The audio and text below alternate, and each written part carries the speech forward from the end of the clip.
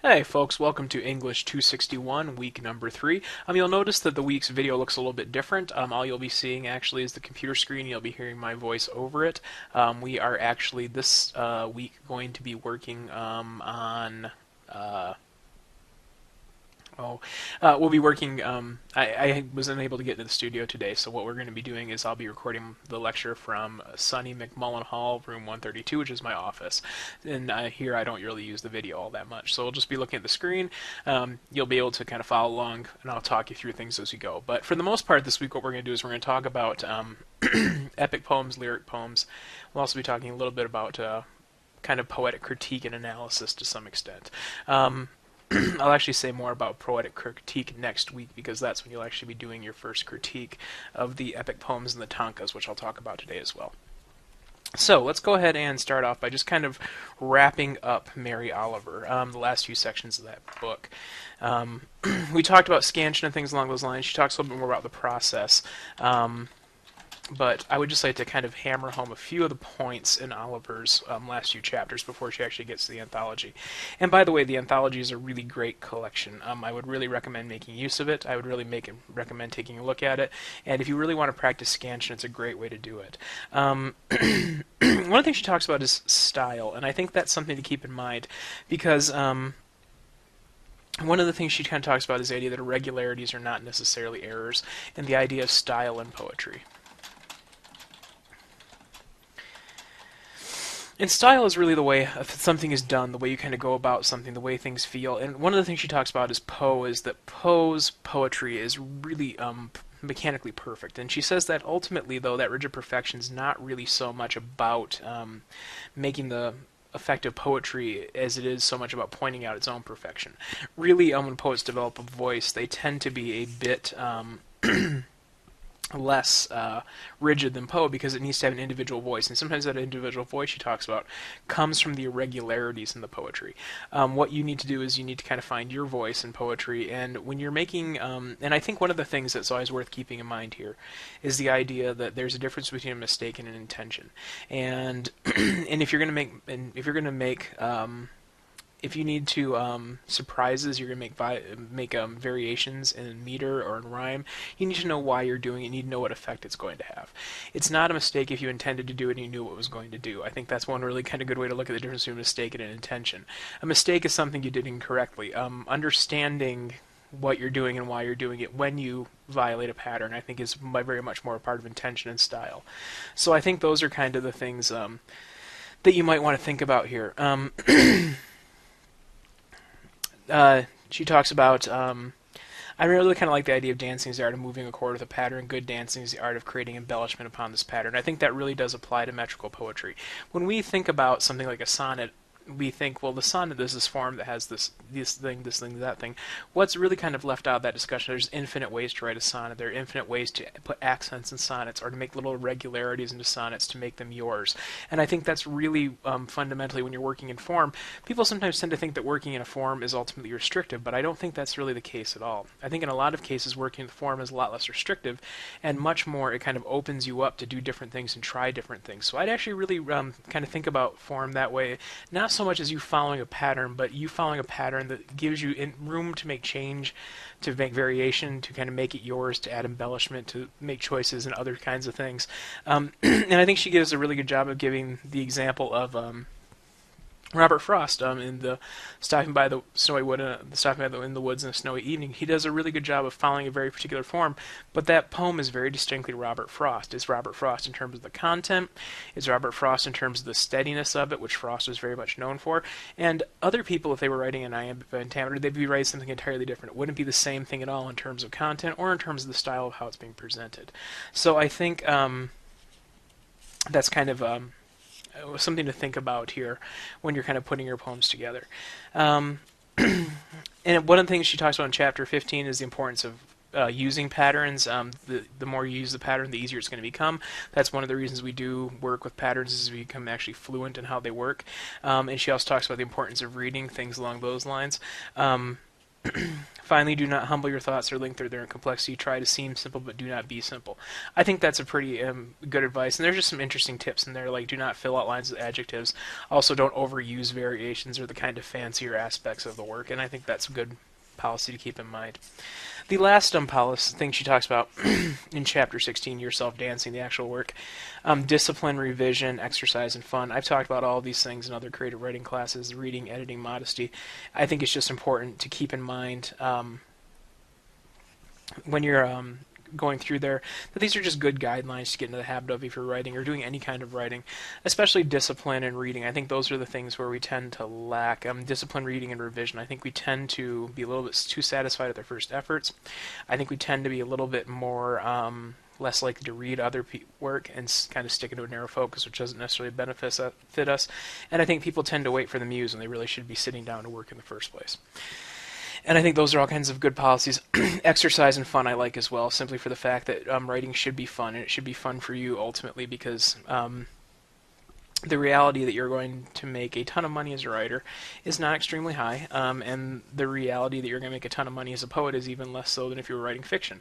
So it's something to keep in mind that part of the reason you do this is because you find it satisfying, you find it enjoyable in some way, shape, or form. So keep that in mind when you write, and kind of think about what it is about this process that really draws you in, and what is it that you really care about, and why do you keep doing it, because I think that kind of, answering that question for yourself gives you a certain motivation to keep doing it. So I would recommend keeping that in mind a bit. Okay?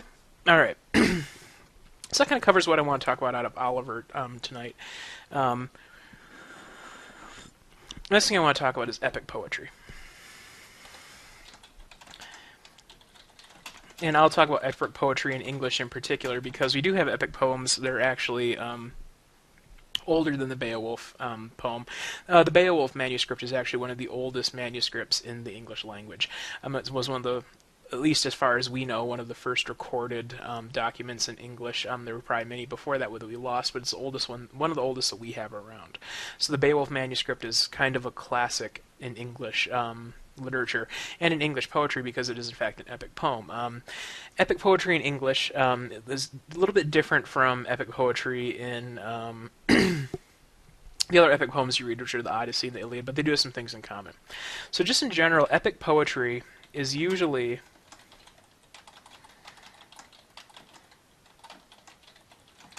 focused on heroic figures of the mythological past, as well as romantic figures, and generally speaking, people who were not farmers. Okay? And really, kind of a modern analog to the epic heroes are our modern superheroes.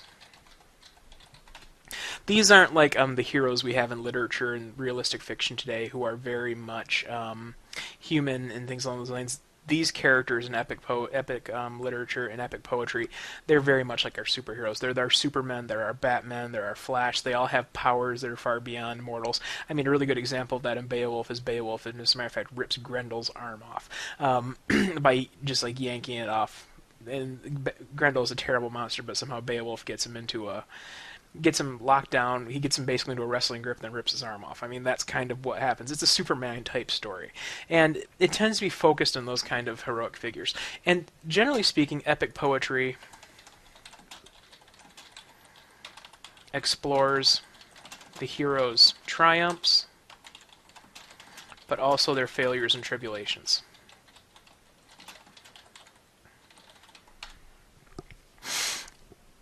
So another good example of this, for example, in the Iliad, one of the main epic heroes is Achilles, and Achilles does have a fatal flaw, which is the fact that he was held by his Achilles tendon when he was dipped in the river, so that's a weak spot in his body. But Achilles is also very brash, very powerful, and that's ultimately kind of what leads to his undoing. Generally speaking, often these flaws are the result of the hero's hubris,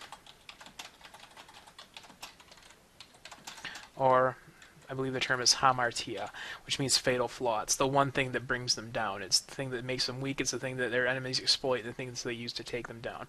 In the case of Beowulf, Beowulf's fatal doesn't really necessarily have a hubris, aside from greed, but ultimately kind of what brings Beowulf down is his old age and his greed. So these kind of fatal flaws kind of pop up here. What brings the hero down? And usually epic poems do have the hero's trials, but they also have the tribulations, and a lot of times they do include the hero's failure, because to some extent epic poetry is meant to be a little bit instructive. Epic poems are an oral tradition, in as much as they predate written culture. And the epic poems we have today from early culture were written down from the oral speech. So in the case of Homer's the Iliad and the Odyssey, those were poems that were actually spoken by Homer in the course of his life. Homer was actually a recognized and known poet, musician, bard, and he would actually recite the poems. And one of the reasons that our narratives in early times were actually written in a poetic form was because it made them easier to read. We kind of lose the poetic form in the epic poetry of Beowulf. I'll talk about that in just a minute as to why. But one of the things that kind of comes out of that is epic poems were meant to be orally, and they were meant to be shared for an audience. This was how people made their money. And when they started developing written culture, people started writing these down.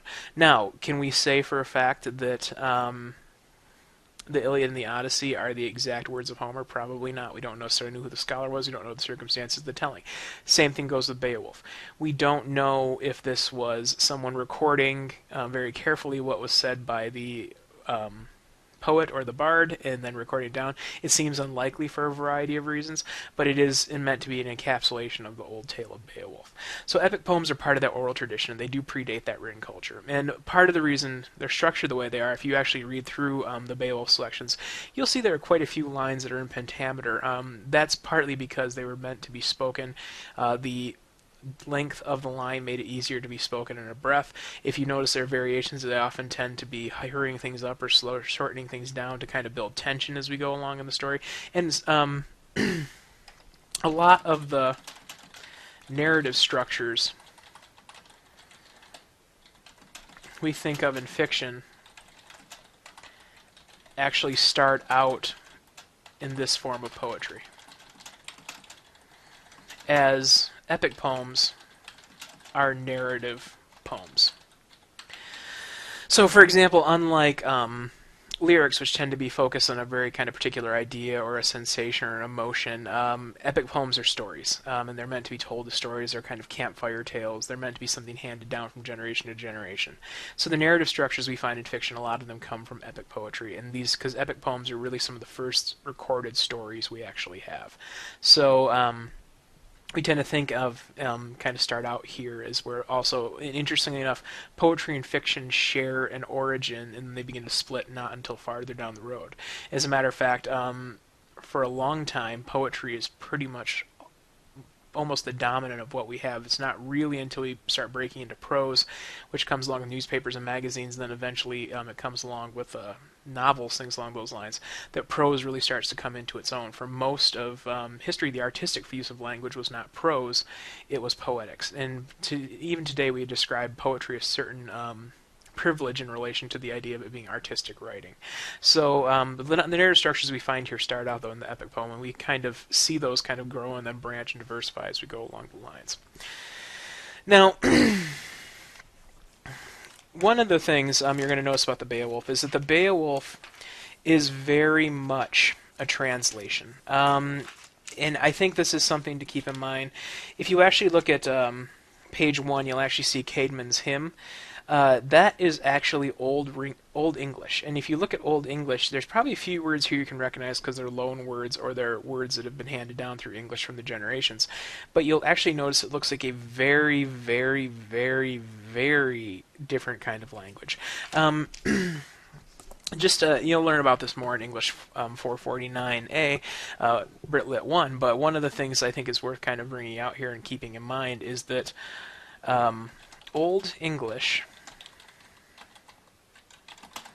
is intensely Germanic. And that's mainly because the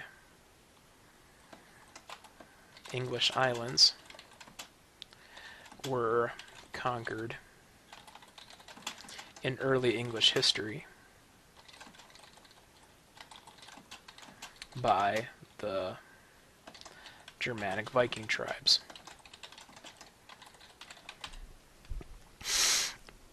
There's actually an old manuscript in Old English, which I actually read as part of my Old English class in my master's degree, called the Anglo-Saxon Chronicle, and the people who actually conquered it were the Anglos and the Saxons. And the Anglo-Saxon Chronicle, what it does is it basically kind of covers the history of England, and it almost, if you really kind of condense it down to what really is in the text, it's basically the Romans left, the Anglos and the Saxons conquered, we came together as a nation, we got conquered again. I mean, that's kind of English history for a very, very long time, is the idea of basically invading people, occupying, then moving out. So Old English, in its initial recordings, is intensely Germanic. It has a lot of German elements to it. And in many ways, it's kind of indistinguishable from German. We have quite a bit of German in the English language still. However, also since that time, we've added in French through the Norman French. We've also added in Latin. We've also added in all kinds of different words we picked up along the way. English is kind of different in a lot of languages because it's not technically a Romance language, but it's not technically a Germanic language because it's built on all these different kinds of languages. But Old English, people tend to think that Shakespeare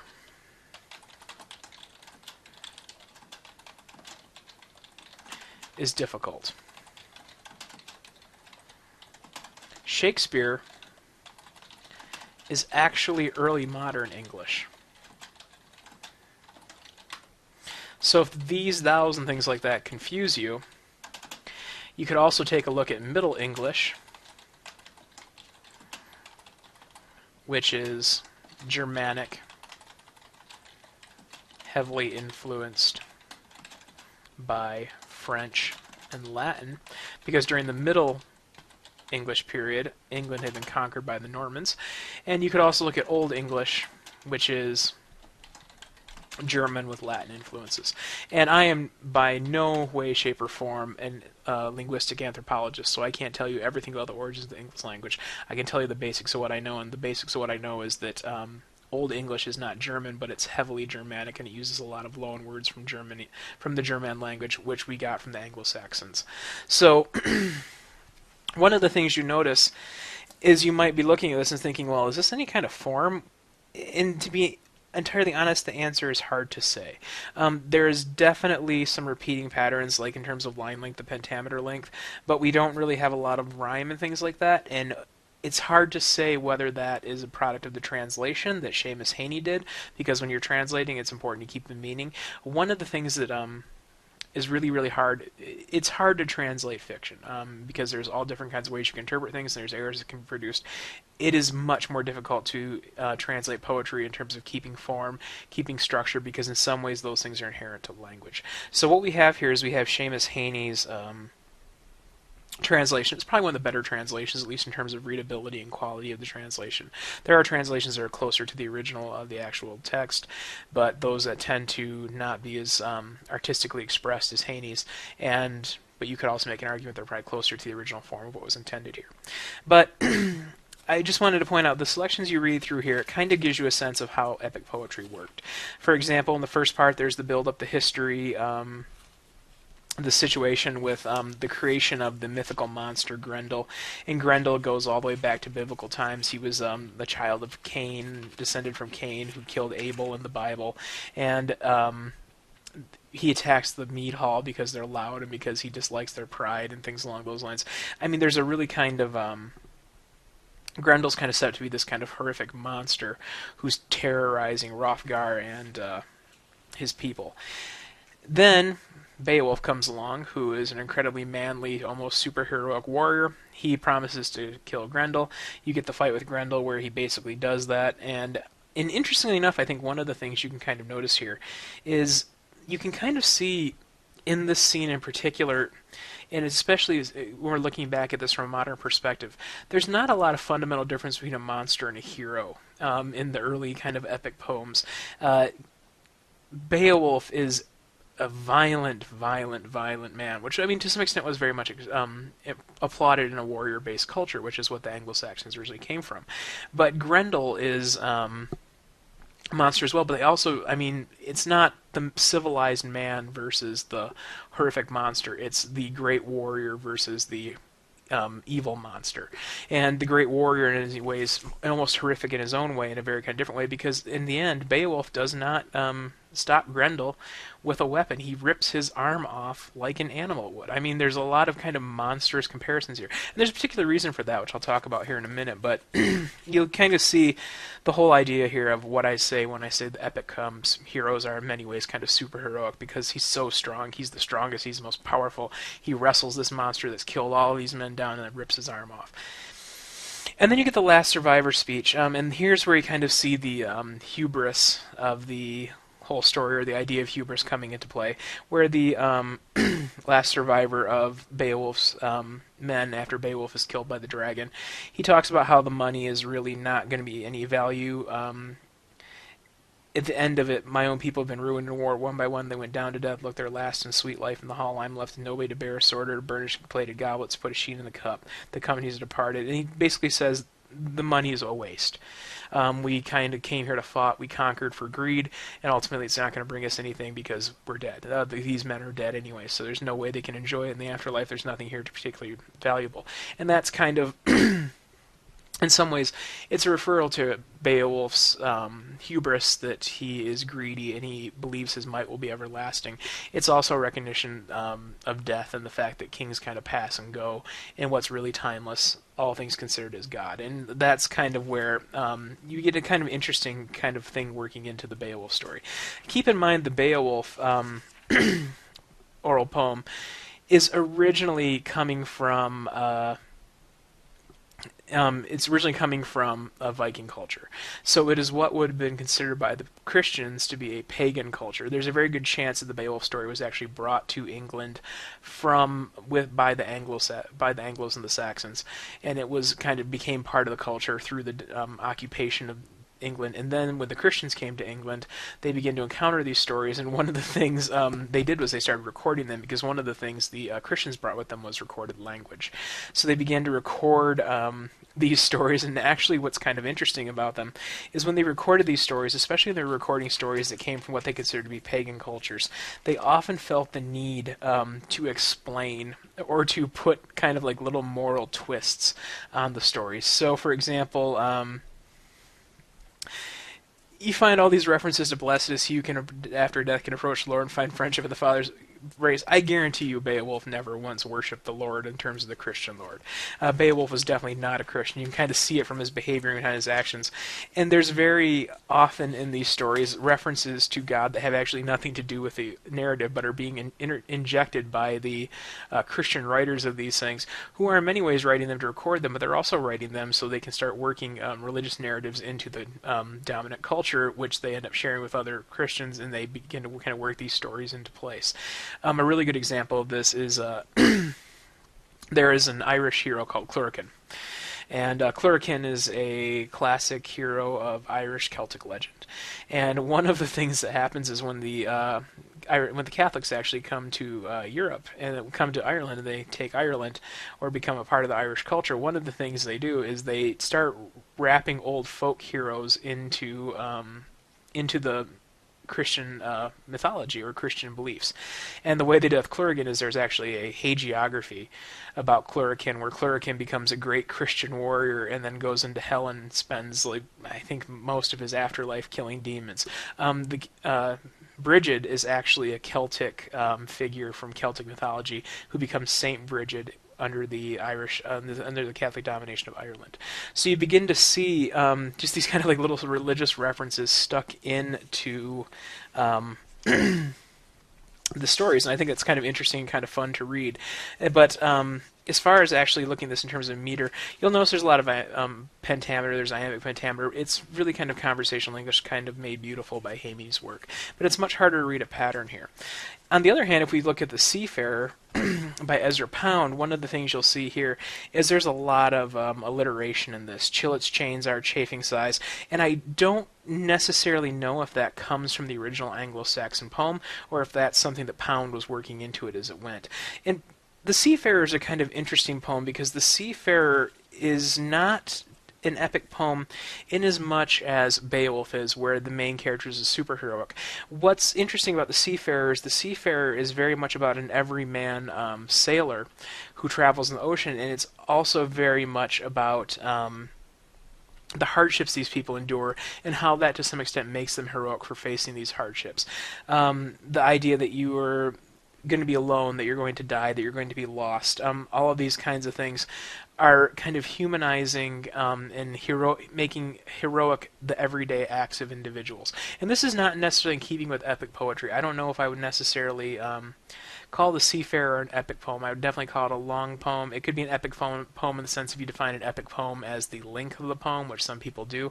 But as far as it being in the same kind of genre as a Beowulf or Iliad or the Odyssey, I think it's a little bit something different. It's doing something different with the seafarer as a character, and it's really kind of making the individual man who's suffering to do his job in this world. It kind of makes that character heroic. And the epic is, but once again, this has a kind of very narrative structure, and there's a lot of, I think in a lot of cases, this is weather the winter, weather the winter, wretched outcasts, hung with hard ice flakes or hail flew. I mean, there's a lot of alliteration in here, and how much of that is in the original poem, I would imagine it's a fair amount, because Ezra Pound probably translated it pretty carefully. We'll talk about Ezra Pound in future classes when we talk about the modernists. Ezra Pound is kind of a major figure in 20th century literature for a variety of reasons, both good and bad, which we'll talk about here. Just as a bit of a preview, Ezra Pound was eventually imprisoned for being a fascist. So we'll talk a bit about that when we come to Ezra Pound and his work. The other thing I wanted to point out is the anonymous lyrics of the 13th and 14th centuries. And lyrics are quite a bit different from epic poems. So lyrics are more along the lines of focused on the idea of a feeling or an image or a description. And they tend to be set to music. They tend to be kind of balladic in structure. They're not as... they're not narratives for the most part. They tend to be very kind of descriptive things along those lines. And we talk about lyric poetry, which we'll talk about here in the future. Often when we're talking about lyric poetry, we're talking about things that are being described beautifully, or there's an image quality to it more so than a narrative quality to it. So I think that's... this kind of gets established here very, very early on. And like I said, the original... a lot of the original lyrics were set to music, and there's also kind of, you look at them, now goeth soon underwood, me with Marie, thy fair road, now goeth soon under tree, me with Mary, they sown in thee. This is when you start to see kind of rhyming structures in these poems, and you see kind of repeating patterns. So, for example, now goeth soon underwood, me with Mary, Mary, me with Mary, thy fairy road, now goeth soon under tree. I mean, it's a 5-7-5 pattern. So you see kind of repeating patterns here. You see the pentameter line, then the septameter line, and you see the couplets and the rhymes, and you start to kind of see these things kind of working into lyric poetry here. And because lyrics aren't long, they give you actually the Old English here, so you can actually kind of see the... So, for example, in fowls in the frith, the fishes in the flood, and I moan wax wood, much sorrow I walk with, beast of bone and blood. So you see the repetition, you see the rhyme pattern, you can kind of see that kind of thing. The, lyrics, especially early lyrics, tend to be very, very metrical, and they tend to make use of rhyme. So that's kind of just what I want to go through here initially. The next thing we're going to take a look at is we're going to take a look at Geoffrey Chaucer's work. Chaucer kind of marks the shift from... Old English to Middle English, and Chaucer is a very different writer to some extent than the author of the Beowulf stories. Chaucer, we'll talk more about Chaucer next week, but one of the things I think it's worth mentioning about Chaucer is Chaucer has kind of a dirty mind, and the Canterbury Tales are in many ways both very Christian, but also very, very kind of lewd in body. And I think one of the things that can be said about Chaucer fairly safely is Chaucer was less interested in representing any particular religious viewpoint of the world as he was in looking at just people in general and how they acted and how they lived and how they existed in the world. So I think Chaucer will be kind of a fun read. Um, as far as what you'll be doing this week in terms of work, if you go ahead and you look at your course module, you're going to see that there's reading selections for week 3. We're going to be reading mostly out of the Norton now. We're going to read Chaucer's Complaint to his Person, to his scribe Adam. We're going to read Henry Howard's Love That Doth Reign, Askews the Ballad which Askew made, Queen Elizabeth Now Was Young and Fair, Slow Walter Raleigh's A Vision upon the Fairy Queen, Thomas Nash's The Summer Will, and John Donne's The Sun Rising and a Valediction of Weeping. You will see we are not skipping Shakespeare. I thought to put the note in case someone asked. We're going to read the sonnets when we come time to write the sonnets, because really Shakespearean sonnets, not only are they some of the most famous sonnets in the English language, but it's actually a subtype of sonnet, the Shakespearean sonnet, because it has a structure that Shakespeare used that became kind of the pattern for a lot of sonnets here to come. As far as the poetry project for this week, you've already working in the epic poem where you should be. This week we're going to work on the tanka, okay? And the tanka is a... and the way I kind of structure these, I start out with the epic poems because that's a chance for you to kind of just think about narrative structure in a poetic form and also maybe to play around with some of the things. But we're going to slowly moving into more and more controlled forms of poetry, more metrical forms of poetry. And one of the things that this kind of can be done through is there's a Japanese form. It's similar to the haiku called the tanka.